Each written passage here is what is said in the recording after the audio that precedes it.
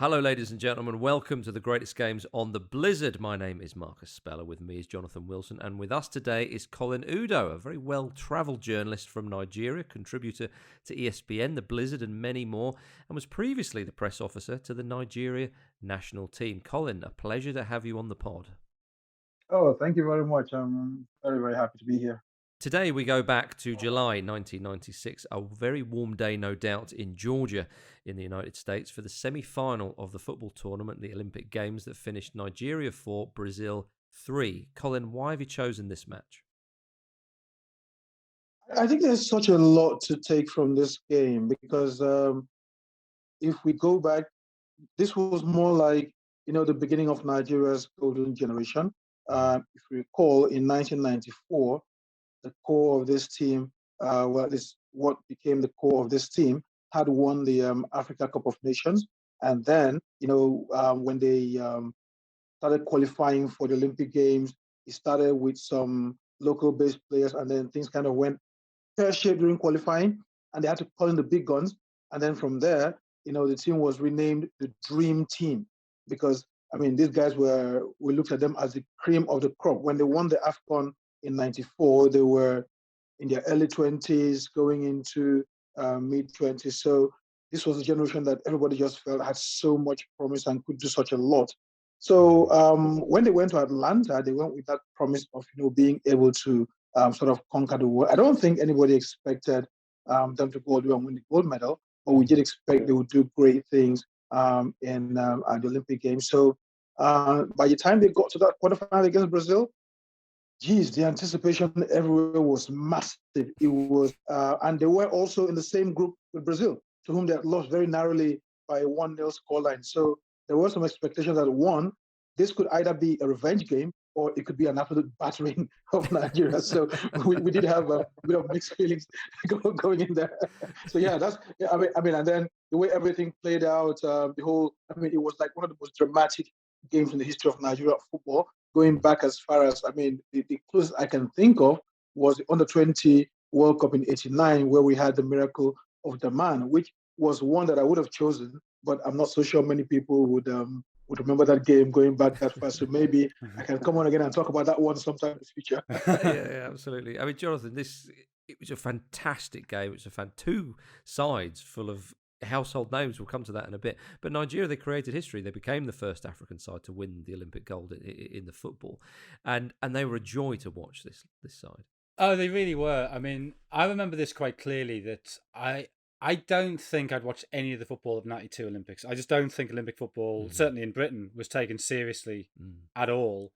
But this game, I was on Sunderland's pre-season tour of Ireland, and so I sort of remember being with loads of Sunderland fans watching this game, and there was a real sort of everyone wanted to see both Brazil and Nigeria because everybody could see these were really good teams. They were really fun to watch. And so it's the first time I remember Olympic football sort of capturing the imagination. Now, maybe that's a very British way of looking at it. Clearly, people in Eastern Europe had taken huge interest in the Olympic football in the 70s and 80s. Zambia in '88 had clearly been a big story as well. But I think this Nigeria side had really sort of captured the imagination. And of course, and Colin, maybe you can explain a bit more about this. But the fact that they hadn't taken part of the Cup of Nations in '96, the fact that they'd been withdrawn from that, did that create an extra sense of anticipation, extra pressure on them? I think it was just motivation because, like you said, CAF had banned the president at the time, Sani Abacha, had prevented the team from going to defend their African Nations Cup title in South Africa because of the issues between Nigeria, the political issues between Nigeria and South Africa at the time. So, with Abacha preventing the team from going, you had all of this hullabaloo, and then CAF handing Nigeria, I think, three tournament ban from the AFCON. So, I mean, maybe we should just explain what that was. So, Sani Abacha is sort of a military leader. Ken Saro-Wiwa was a novelist who had protested against exploitation of oil rights in his part of Nigeria, and he'd been executed by the state. Nelson Mandela, who was at the time president of South Africa, had been very critical of that, and so Abacha withdrew Nigeria from a couple of nations happening in South Africa, and then CAF subsequently banned them from future tournaments. Yeah, exactly. So that ban was for 3 tournaments, and Abacha, being the dictator he wasn't very happy about that, and so about Mandela's position. So he withdrew the country from the AFCON, and CAF took action, banned Nigeria for 3 tournaments, and so luckily for us that ban did not extend to FIFA or the Olympic Games, so Nigeria still participated. So yeah, there was some extra motivation from the Nigeria team to go there and make a point, because I think up until now, there's still the feeling in Nigeria that if the Super Eagles had been in South Africa in '96, South Africa would not have won that tournament. So, I mean, this goes back and forth between Nigerians and South Africans. So, I think the point there that the players wanted to prove was, look, we can go and we can conquer the world, and we can show that, yes, we should have been deserved champions of the AFCON. And so that provided an extra layer of motivation for them going into those games against Brazil. Yeah, a lot of political ramblings, as you say, going on there, and also the national team itself perhaps wasn't in great shakes. So there was talk, Colin, that there was financial difficulties for the team with regards to, say, things like transport and equipment, and the manager, Johannes Bonfreira, was it the Dutchman who was in charge of Nigeria. He resigned, but then was persuaded to stay on. Is that right, Colin? Oh yeah, look, trust me. There's Nigeria doesn't go into any major tournaments without some sort of simmering crisis brewing under the surface. I think we even do better at this tournament when we have this crisis because because look, you look at the AFCON in '94 that we won, there was crisis going in. You look at the World Cup when we did what up until now was our best performance, there was crisis going on, and then you look at the Olympic Games, there was crisis. But the tournaments where we've actually gone without any crisis happening, we tend to leave early, so but yeah, all of these things were going on. And I don't know if you recall, but in the friendly leading up to the tournament, their final friendly at home against Togo, the team were beaten at home in Lagos, and that caused such a huge backlash that I think it sort of lit a fire under their behinds as they left for the USA, because then it was just crazy. So I think the team also took that as additional motivation. But yes, there were all of these things going on. Well, it's interesting you say that they, off the back of a crisis, they go to the tournament. But you mentioned the USA there, and Taribo West said, looking back on the tournament years later, that their preparation was actually very good. And he said they went to America, which meant, and I'll use his words, they were not distracted by the usual things that they encounter back home in Nigeria, where family and friends come and visit us in the camp and so on. So clearly, Bonfreira's preparation, he knew what was perhaps best for the side. But I mean, there was problems. Sorry, but there was problems with the hotels, wasn't there? The first hotel they went to, the Brazil women's team was there, and they sort of had priority. So they moved to another hotel, which was like a motel that people would book out by the hour. Maybe is the politest way of putting it, which obviously is not ideal. Yeah. So I mean, there were definitely sort of logistical issues going on. But I think he said they ended up in, if I'm right in saying, Colin, like as he described it, in the middle of nowhere. It was quite a remote place, which again was away from a lot of the sort of distractions and whatnot. Oh yeah, I mean, look, back in those days, things were not quite the same as they were, and even if they were, look, you get to a place like the USA, and it's just not the same as having them camp in Nigeria, because look, even up until now, you camp a team in Lagos, you're not ready, because up until I mean, like the last time the team played, which was a few weeks ago when they played the AFCON, the final round of AFCON qualifiers in Lagos, the hotel was swarmed by people, friends, relatives, all sorts, and they had to bring in extra security. So when you put them in Nigeria, you're asking for all of this to happen. But when you go abroad, whether it's in the middle of the city or out in some far flung camping location, you're not going to have quite the same crowd. So yes, in that sense, I mean it was good, but don't forget they left quite close to the kickoff of the tournament. Oh, okay. So yeah, because they were in Lagos, they played a friendly game, they got beaten by Togo, all hell broke loose, and then they had to leave in a hurry to the USA. Yeah.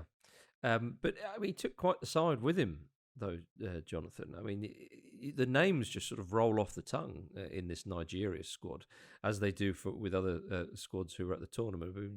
Babayaro, West, Amanike, Babangida, Jaja, Kochik, Baber, Amakachi. I mean, suddenly Alicia, Kanu. I mean, all these players who were in this side, or most of them, I should say, went on to play in Europe or were playing in Europe, but not just in Europe. Some top sides.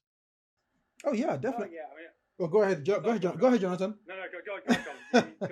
It's yours. Go. No, it's okay. Well, yeah. So what I was just going to add was, even at the time, and when you think of it now, because I mean, hindsight always gives you better perspective. So when you think about it now, you think, oh wow, that was a team. But if they didn't win the Olympic Games, they probably wouldn't be rolling off the tongue so easily. But Nigerians already recognized that these guys could be great. And that's why it was because of all of them that the team was renamed the Dream Team.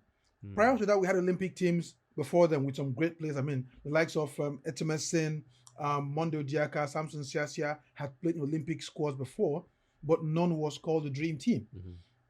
But we looked at this squad, we saw what they did, winning the AFCON in '94, and then the additional players that came along, and people just felt, oh, wow, this team can do great things. And we call them the Dream Team. So they are forever our Dream Team 1. All the teams that have come after them, the Olympic teams, have been called Dream Teams, but they've all had Dream Team 2, Dream Team 3. But this was the original Dream Team, and it was for that reason. This was the original one. There was no, I can't believe it's not the Dream Team. This was the real McCoy, who, obviously went on to win the gold. Okay, chaps, let's have a quick break, and then we'll talk about the match itself against Brazil. See you in a moment, everybody. Welcome back to the greatest games on the Blizzard. So we've mentioned their opponents a few times, Jonathan, and we've obviously talked about the players that were in the Nigeria squad. Let's talk about some of the players that were in the Brazilian side, because it makes the victory even more impressive. Oh, again, I mean, you read down that list of names, and Dida, Aldair, Roberto Carlos, Juninho, Bebeto, Ronaldo, although he goes by the name Ronaldinho at this point, that he's still somehow the secondary Ronaldo. He's got to grow into the title of the real Ronaldo. So yeah, it's. Did you mention Rivaldo? Rivaldo came off the bench, didn't he? That's right. Rivaldo came off the bench at the time. I mean, it's a star-studded lineup. It's ridiculous. Even the manager, Mario Zagallo, who had won the World Cup, obviously as a player, but as a manager in '94. I mean, again, this side, these are. Brazil were world champions at this point. Obviously, some of those players, or a number of them, didn't really sort of feature. I mean, Ronaldo is 16-year-old. He didn't kick a ball, I don't think, in USA '94. But the fact is, Colin, they had won the World Cup and they had won it in the United States only 2 years previously. So it all boded very, very well for this Brazil side. Oh yeah, certainly. Look, I mean, and that's part of why. When we're put in the same group with Brazil, everybody thought, okay, it's good for us to meet them in the group stage, so we don't have to meet them maybe until until the final or something, or someone knocks them out. And then it turned out that we met them at the group stage, and then we had to meet them again at the semifinal, just because of the way the bracket was at the time. But I think the first game where we only lost by a goal, people thought, okay, well, I think we can compete with these guys, And then so by the time this second game rolled around, there was a bit more confidence, that maybe we could just sneak something past these guys. But at the same time, because I remember I was in the southern city of Port Harcourt with my friends, I think we're at university or something, watching the game. And just before the game, I think a few guys were saying, man, these guys are going to kill us. They will murder us, So, because, I mean, Rivaldo, you've got Ronaldo, you've got Bebeto, you've got Juninho, his free kicks are going to be deadly, you've got Zimaria. So it was just crazy. So when the game started, anyway, I think we're going to get to that. But yes, you look at all these star names that Brazil had, and trust me, there were quite a few trembling, trembling. I'm sure there were. I mean, I guess the point about that group game is that if that had been a draw, Brazil were out. Because they'd lost their first game to Japan. So the group ended up with 3 teams, Japan, Nigeria, Brazil, all on 6 points. And so, Brazil could have been eliminated. And so, the story is that Joe Bonfrere was furious after that game. He's going around, kicking chairs, kicking lockers, thinking this was our opportunity to put Brazil out. And then, they have to play them again. Yeah, well, it's true. And we should also say that Brazil really wanted to win this tournament. Often we can say, oh, well, is it a bit lacklustre? I know we've listed some of the names, and of course they were all quite young at the time. But Brazil, the Olympic gold medal, Jonathan, had evaded Brazil for many, many years. In fact, they had to wait until, 2016, I think, to finally win it. That's right, yeah. And it was a real sort of... it had become a sort of quest for them. So in 2016, they take a weakened team to the Copa America Centenario, that special centenary Copa America they had in the US again. But they sent a weakened team to that so they could send a stronger side to the Olympics because they were so desperate to win Olympic gold. Yeah. So even at this stage, it was a thing that they felt they should have won and hadn't. And so they were putting a lot of resources into trying to win it. Yeah. So let's... And I think part of what... because, they were thinking... I mean, they had maybe that played a part, I don't know, but I think there were reports that they were actually looking ahead of Nigeria to Argentina because they felt that Argentina would be like the biggest stumbling block they would have to winning the Olympic medal. So I think maybe they were thinking a bit one step too far at the time. Well, quite possibly, yeah. Because you remember, I mean, I know we're going to get into this maybe during the game, but remember that when they were leading 3-1, they took out I think it was Roberto took out. I think they took out a couple of players, and then things just went to pieces from there.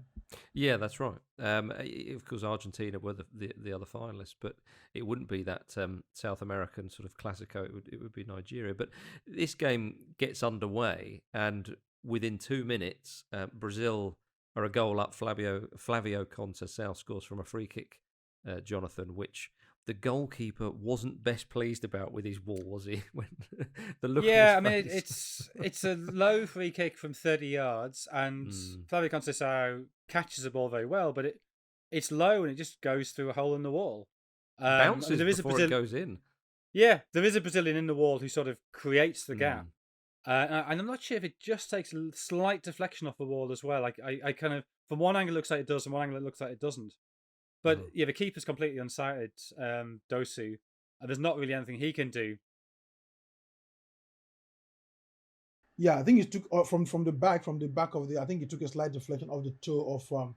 I think that was Uche Okechukwu or somebody else, but they looked to be like the tiniest of deflections that just turned the direction a little bit. But it's one of those goals that kind of you just sort of think.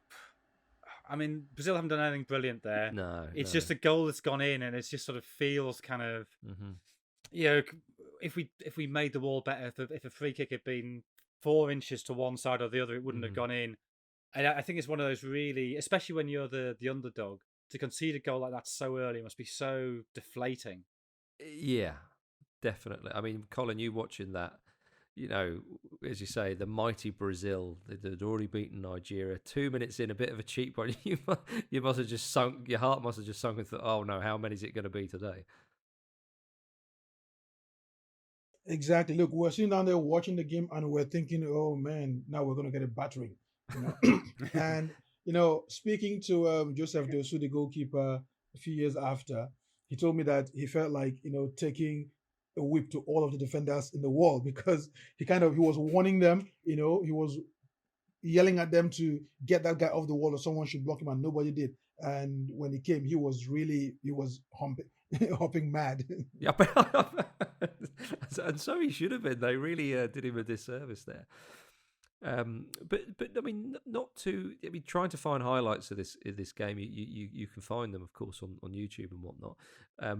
But not long after it goes 1-1. Then Nigeria get themselves back into the game, and they equalise. And it's a Roberto Carlos own goal, Jonathan, which you might not expect. It was such a poor clearance from him, an accomplished defender whacking it in the back of his own net, sort of with no pressure on him. Well, there's no direct pressure, but it's a horrible ball to deal with. Yeah. It's Babangida, isn't it? Is it Babangida or is it Babayaro down the left? No, it's it was Babayaro. Babayaro. See, Babayaro on the left comes into the box, drives it across towards the back post, and I guess Roberto Carlos thinks he has to go for it because he doesn't know what's behind him, and it's just the ball's in an awkward area. He sticks a foot out, and it ends up flying. I'll be honest with you, it reminded me of that moment against Denmark in the quarterfinal of France '98 when he tries to overhead kick it away and he fluffs it and it falls to Brian Laudrup, who smashes it in the roof of the net and can't believe his luck. It's just a little bit of rush of blood from Roberto Carlos. He's an incredible defender, very, very well decorated footballer. But to me, there was just a little bit of a shade of he could have that rush of blood every now and then. I think you're being harsh there. I think that's a really okay. awkward position for him. I say as a former fullback of no repeat whatsoever. Well, yeah. Look, I agree with you, John. I think, excuse me. I think if that had come to him on his left foot from the other angle, from the other wing, he might have got it. But it came to him from the left, so he had to stick his right foot out. And look, we know Roberto Carlos. He has no control absolutely on. That's like his standing foot. He does absolutely nothing with it. Well, he helped Nigeria out that day with it, Colin, and for that I'm sure we're all thankful. But 7 minutes after that, it's 2-1 to Brazil. Oh yeah, excuse me, certainly. And again, it was just some how would I say, just some crazy Nigeria switching off, as usual. And the ball gets in, it gets fired. Ronaldo, I think, fires it in. The goalkeeper parries it straight into the path of Bebeto. I doubt he has ever scored an easier goal in his life. And again, but the extraordinary thing is that there's Bebeto and another Brazilian coming in on it. There's no Nigerian anywhere near. Yeah. Where have they gone? It's a kind of goal you see sort of 5 minutes into injury time when a team's chasing the win and they get caught on the break. For that to happen midway through the first half with the score at 1-1, it's just bizarre. I just can't work out where they've all gone. I'm glad you said that because I was watching it thinking, it's 27 minutes in. They've got themselves back into the game. They're aware of the attacking talent Brazil have, and again. Bebeto, he won the World Cup 2 years previous. There to just sort of nudge the ball home from a few yards out. And then 10 minutes later, it's 3-1. Flavio Conceição scores another one, Colin. It was, I suppose from Brazil's point of view, it was a better goal and a better move. Oh, yes, certainly. Oh, that was an amazing goal. And I think what got me most about that goal was that, Conceição beat Uche Okechukwu, who was arguably our best defender at the time, but at the senior level, one of the overage players called into the team. And so, the gentle giant, like we call him, was one of the better defenders. And Conceição just got through him like he wasn't even there. Just got it. So he was like wrong side. He should have been goal side of the ball. He wasn't. And it was just, it was a beautiful goal from a neutral point of view, from a Brazil point of view. But from a Nigeria point of view, it wasn't such a great goal. Yeah, that's right. I think that's well summed up there. But it is a beautiful goal. Juninho with the outside of his right foot, Bebeto chests it off, and okay, Flavio Conceição gets in behind Okechukwu, but it's still the build up to it is glorious. The outside of the foot pass, but the chest. Sort of normally you think of a chest off, it's sort of just chesting down somebody. He actually sort of flicks it with his chest almost played into him, and he bounces it off his chest. So it's aesthetically it's a really beautiful goal, even if defensively it's disappointing. Yeah, and 3-1, to score 2 goals in reasonably quick succession, Colin. The way Brazil celebrated that goal as well, it did feel like the Samba boys are here. This is their game, and it kind of perhaps goes into your point that you mentioned earlier that later on in the game they withdrew. I forget who. I think it was Ronaldo and Juninho. Juninho goes off for Rivaldo after 67 minutes. Ronaldo's taken off, I think, 5 minutes from time for Savio. But it's that Rivaldo for Juninho substitution which really seems to tip the game. Yeah, and without getting ahead of ourselves, again, it did feel, Colin, that when that third goal went in with those celebrations, it felt like, oh yeah, this is Brazil's game now. Oh yeah, certainly. I mean, for those of us watching at home, you look at it 3-1 against Brazil, and they're bringing in Rivaldo, and you're thinking, holy crap, you know. Yeah. So yeah, it did feel like it was done and dusted because I mean at that point you're thinking there's no way Brazil don't score another goal, and how are we going to come back from 2 goals down against the mighty Brazil? You know, especially when you look at some of the tardy defending that had been going on that led to all of the other goals.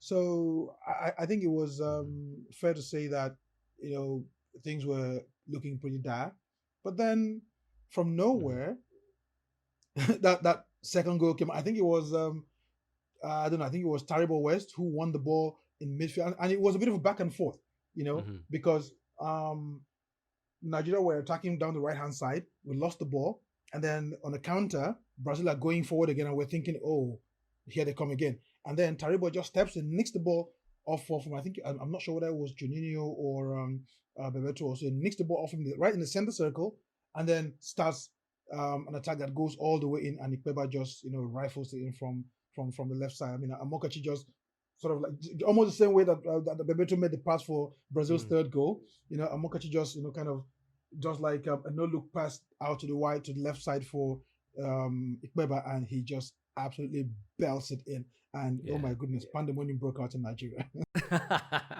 Yeah, it was a lovely strike, Jonathan, into the corner. Yeah, and there'd been the missed penalty before that as well, hadn't there? So certainly. Oh yeah, I think I forgot about that. Yeah. It was the missed penalty was before 3-2. Yeah, the missed penalty was a 3-1. Amokachi is tripped by Aldair, maybe he falls down somewhere in the vicinity of Aldair. And then JJ Kocher hits a terrible penalty. Yeah. For a player, I don't know what if you're that good a footballer, why would you try and Sean Dyche it straight down the middle? At that point, everybody was thinking, okay, now we're done. I mean, like, there's no way coming back. You don't miss a penalty in a game of this nature against Brazil and come back. So we just thought, you know what, now we're done. I think I remember, now you mention it, some guys just packing up and going home at that point. Really? Like, we're not doing. Yeah, because remember this was 1996. You didn't have cable predominantly everywhere, so you had to go to either friends' houses to watch or some like crazy place. And this was in the middle of the night in Nigeria. People had stayed up. It was like way in the middle of the night just to watch this game. And this thing happens, and everybody got some guys were like, you know what? Okay, I'm done. Let me go grab my beauty sleep. Yeah, I what a shame for those people. Well, Callum, how much difference do you think the two substitutions made? So Victor Ikpeba coming on for Amanike at half time, and then 68 minutes, so 10 minutes before Ikpeba's goal, you have Fatoussi coming on for Babangida. Was that just fresh legs, or was that tactical? I mean, how significant do you think they were? Okay. So here's the thing: Amanike is was more of a winger. Ikpeba was more of a wide forward, so to speak. So at Monaco, Ikpeba played more centrally, while Amunike was more of your, you'd say, a traditional winger who gets wide and then, comes back. So I think Ikpeba was the more, in fact, there were two attacking substitutions because Fatoussi was also more a very direct player as opposed to Babangida, whose pace had been nullified throughout the game. So Fatoussi was a bit more crafty, a bit more direct. Same thing, Ikpeba also was more direct. So I think what Bonfrere wanted, or at the time, was just to get more bodies pinning Brazil back and just getting them in their area and just trying to get the ball as quickly as possible from back to front. Yeah, and it clearly works. Ikpeba gets the second goal, and then Fatoussi plays a huge part in the third and fourth. So, I mean, it's a bit. It can sometimes be a bit simplistic, just because a substitute scored a goal or assisted a goal. But yeah, it clearly, I think you're right. I think it did sort of change the dynamic of the game. It made Brazil have to defend more, basically. Yeah, I mean, how crucial was? I mean, we've mentioned his name a few times, but Joe Bonfrere, Colin, in all this, because he obviously coached Nigeria again at the African Cup of Nations in 2000, where they lost the final on penalties to Cameroon. How big a presence was he in on the bench in the dugout rather for Nigeria? Yeah, that's Bonfrere. Yes. Oh yeah, I mean he was huge. Now here's the thing about Bonfrere.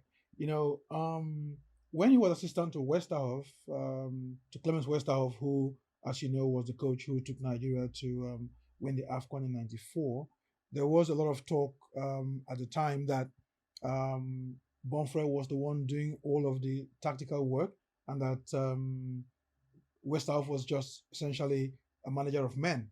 Now whether that was true or not is a matter that's up for debate. I mean, the two men have had their back and forths over the last few years about who was doing what. But so the point being that Bonfrere had been around. He had coached, not just been assistant to Westerhoff, he had coached the women's teams, and then he also now come back to manage the under 23s and was taking them this far. So he was well respected at the time within Nigerian football circles, and the players also trusted in him.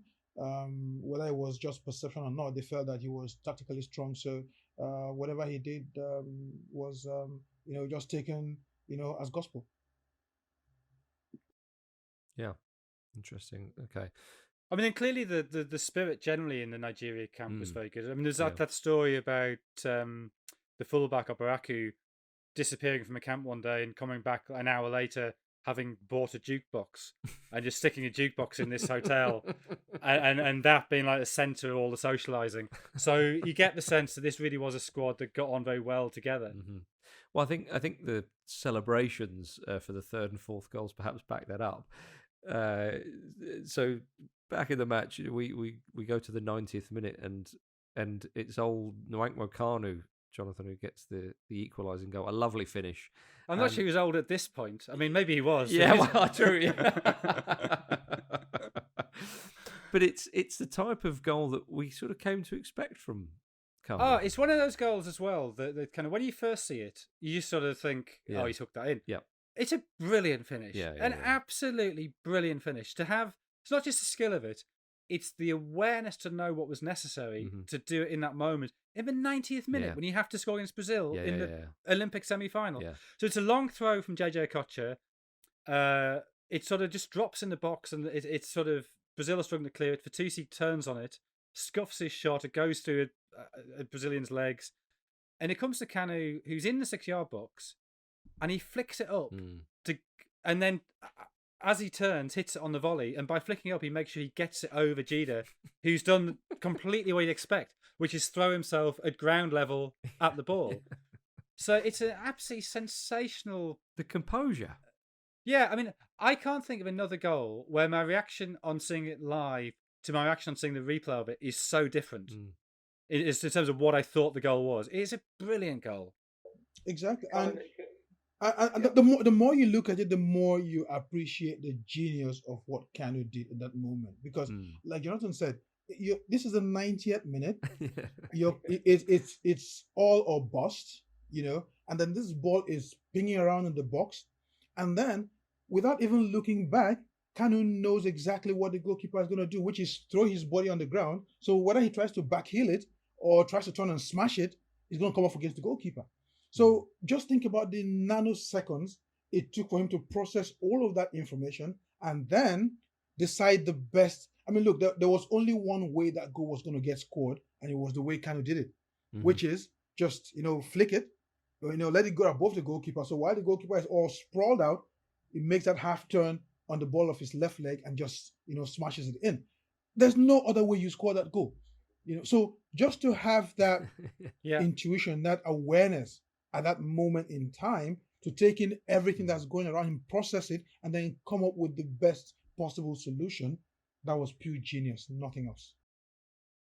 Yeah, and the technique of it is actually really hard because it's not like there's no defenders anywhere near. So if he'd flicked it too high, then the defenders would have had time to get in. But he doesn't. He flicks it just high enough to get it just high enough that the shot goes over Dida.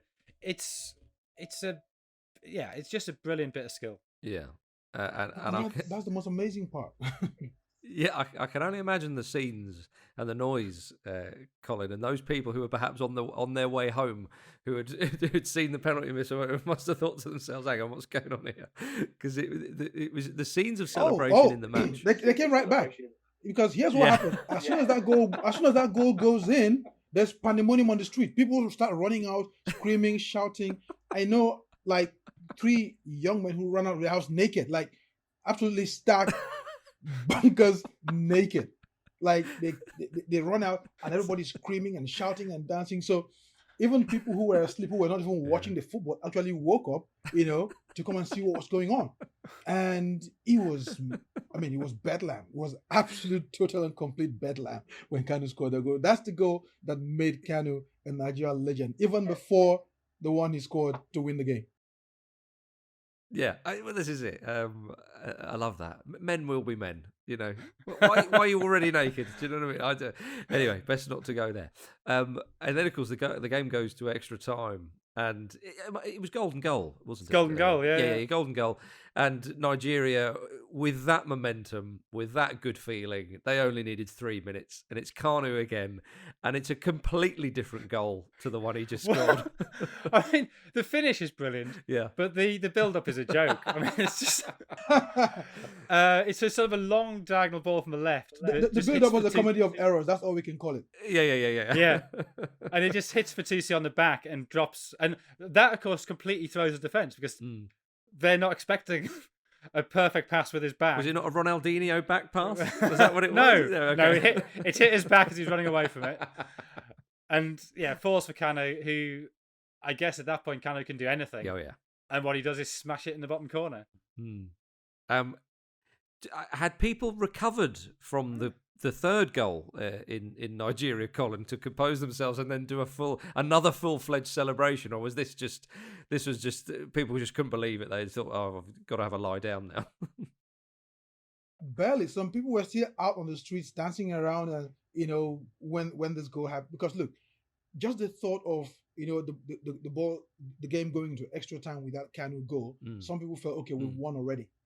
So they were still out there dancing, celebrating. You had bikes doing donuts, on the streets, and then extra time starts, and then Kanu does that, and then they hear people shouting again from inside and coming, and it was a golden goal. So at that point, everybody knew it was going to be golden goal. So once Kanu scored, my goodness, look, sometimes there are some things that you just can't put into words, and this is one of them, because like everybody totally ran. It didn't matter who you were. You were in the streets, we were shouting, dancing, hugging people, running around.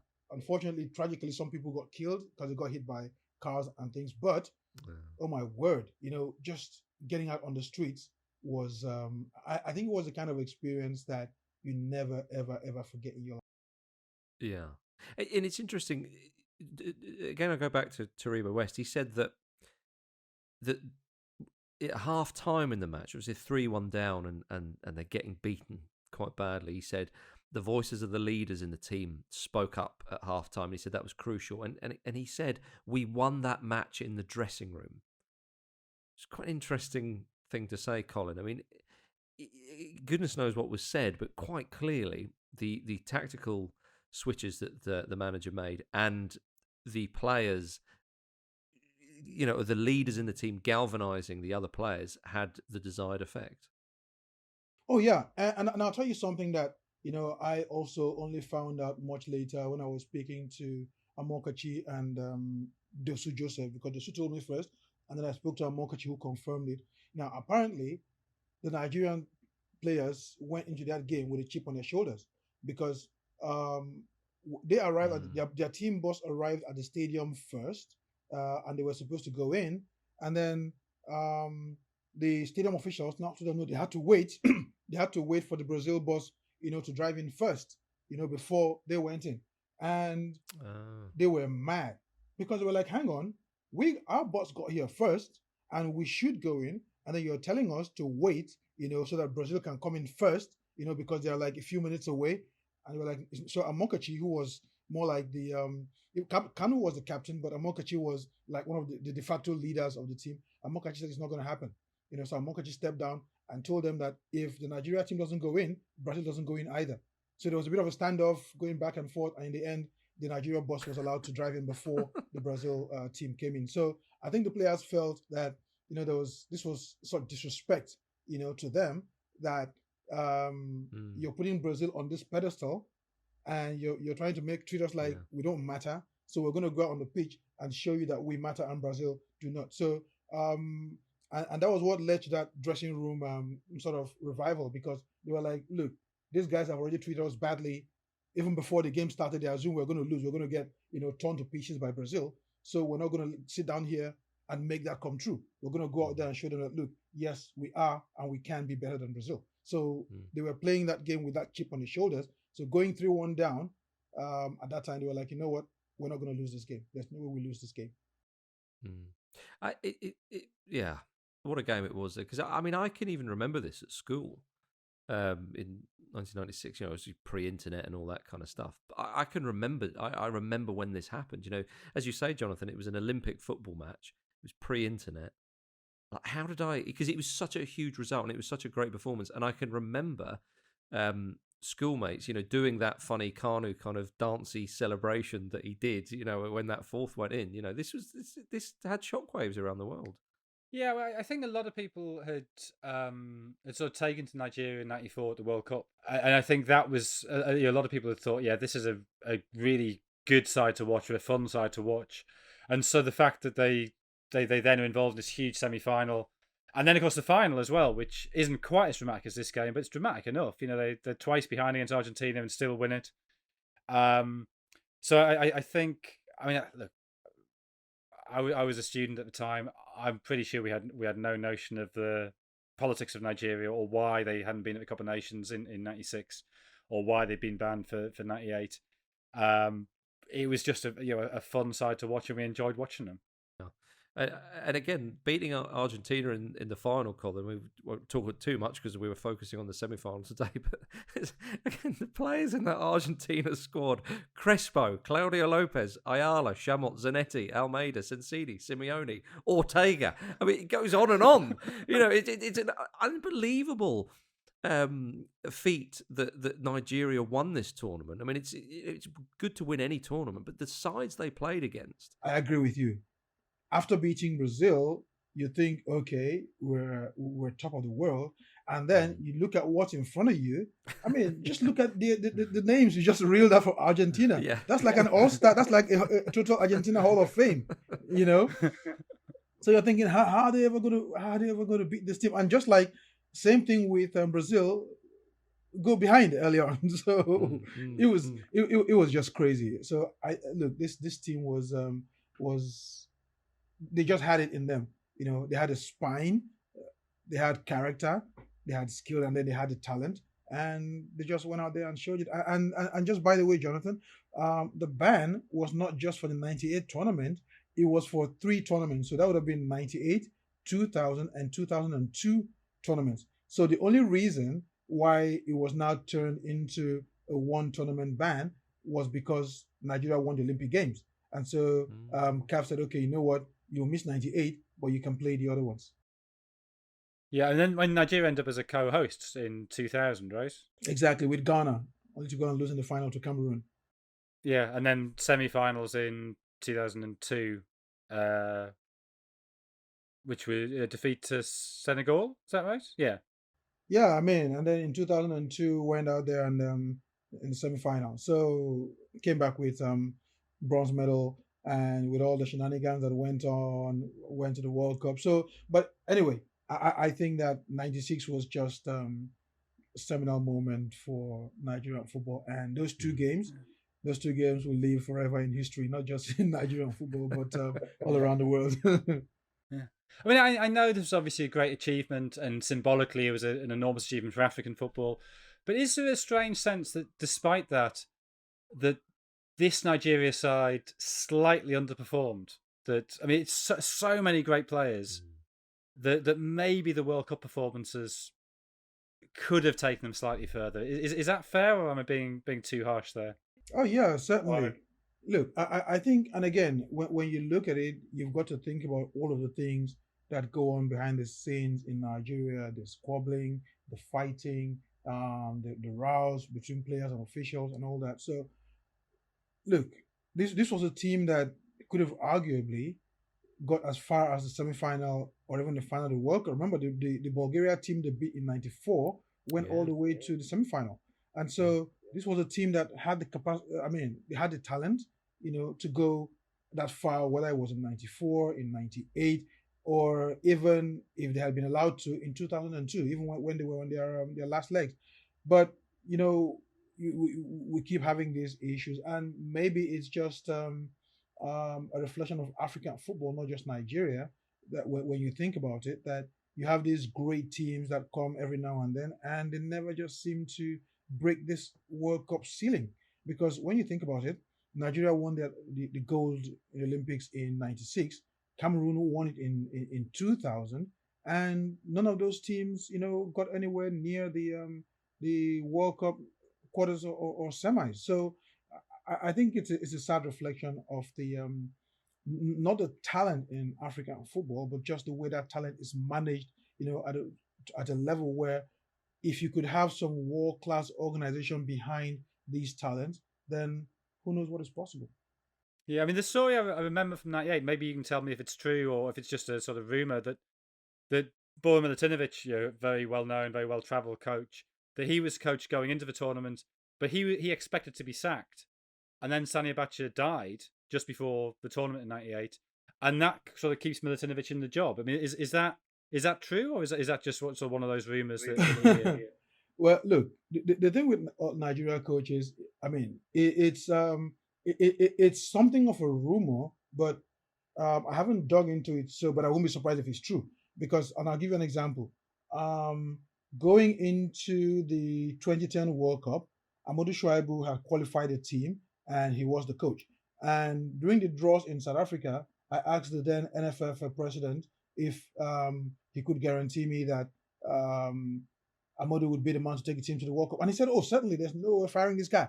He's qualified for the World Cup, he's done everything, and he's definitely taking the team to the World Cup. They get back to Nigeria, he gets fired, and Lars Lagerberg, comes in. Same thing happens, or almost happened with Keshi, where at 2013 AFCON in South Africa, and within the first couple of games, people are talking to other coaches, and there are rumors that he's going to be fired before the last game, and a new coach brought in to take over. And then they had this long crisis meeting at the hotel that lasted for almost 6 to 8 hours. And it turns out that I think in the end, he made some calls here and there, and they were ordered to leave him alone. And he goes on to win the tournament. So yes, I mean, I wouldn't be surprised. Look, there's no smoke without fire when it comes to Nigerian football. So whether it was somebody floating a kite or just what was going to happen, there was something behind it. Never a dull moment with Nigeria. And there certainly wasn't with this side, gentlemen. It was a very, very likeable side who just created a little piece of history and entertained us all the way in that Olympics. So, Colin, it's been a real pleasure talking to you about this. Thank you very much for coming on the pod. For more stories like that, do check out theblizzard.co.uk. Until next week, Jonathan and I say cheerio, and we'll be back next week with another great game from the world of football. See you then. Cheers.